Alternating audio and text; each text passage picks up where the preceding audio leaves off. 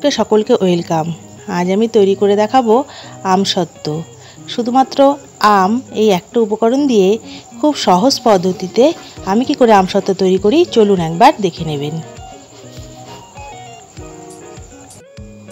আমসত্ত্ব তৈরি করার জন্য আমি এখানে অনেকগুলো পাকা আম নিয়ে নিয়েছি। এগুলো সব আমাদের বাড়ির গাছের আম। এই আমগুলোকে ভালো করে ধুয়ে খোসা ছাড়িয়ে আমি কেটে নেব। দেখুন আমগুলোকে আমি কেটে একটা গামলার মধ্যে নিয়ে নিয়েছি। কিছু কিছু আম একেবারে পেকে গেছে, সেই আমগুলোকে আমি আটি থেকে কেটে রাখতে পারিনি।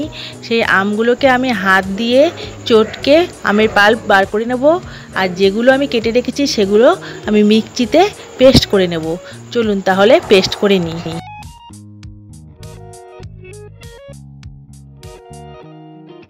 দেখুন মিক্সিতে আমি আমগুলোকে পেস্ট করে নিয়েছি। এবার একটা গামলায় ঢেলে নিলাম।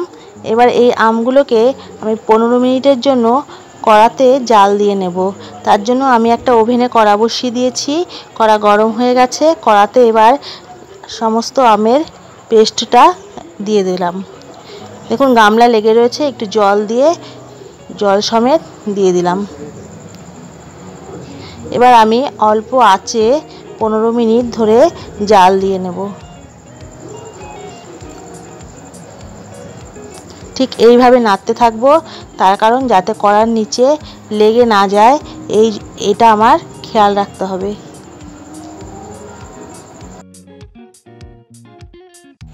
আমের পেস্টটাকে এইভাবে অনবরত 15 মিনিট ধরে জাল দিয়ে আমি অনেকটাই শুকিয়ে ফেলেছি।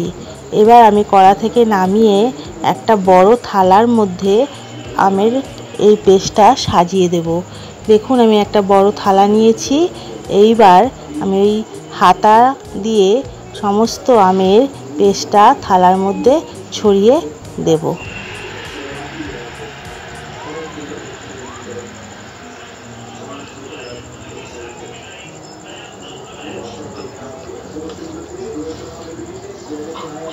ঠিক এইভাবে হাতা দিয়ে গোল গোল করে চারিদিকে ছড়িয়ে দিতে হবে।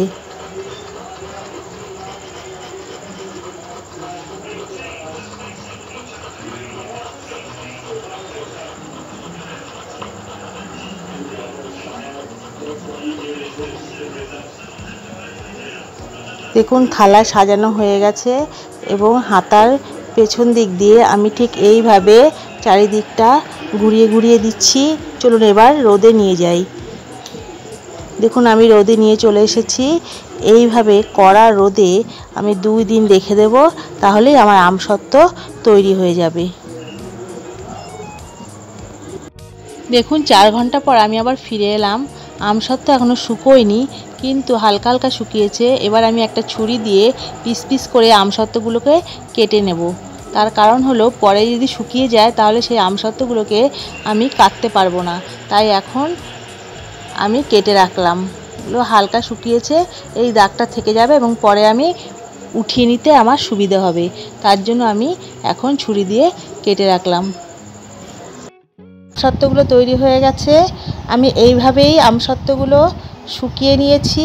আর দেখুন কালো কালো দাগ দেখা যাচ্ছে, সেগুলো আসলে রোদে বেশি শুকিয়ে গেছে তাই কালো হয়ে গেছে। এবার আপনাদের একটা তুলে দেখাই। তার আগে বলি, যদি আমার ভিডিওটি ভালো লেগে থাকে তাহলে লাইক কমেন্ট শেয়ার সাবস্ক্রাইব করবেন। সবাই ভালো থাকবেন, সুস্থ থাকবেন এবং আমার পাশে থাকবেন। আপনাদের একদম একটা উঠিয়ে দেখিয়ে তারপর আমি ভিডিওটা শেষ করব। এই দেখুন